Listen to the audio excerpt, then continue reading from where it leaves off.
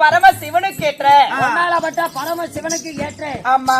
நான் மஞ்சள் முகத்தழகி மாயவன் தங்கையலா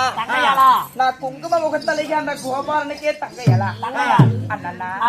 நான் யாரு உலகத்துக்கெல்லாம் தாயாக விளங்கி வரக்கூடிய மூக்கன் பிடித்த உமா பார்வதி சக்தி நான் தான்.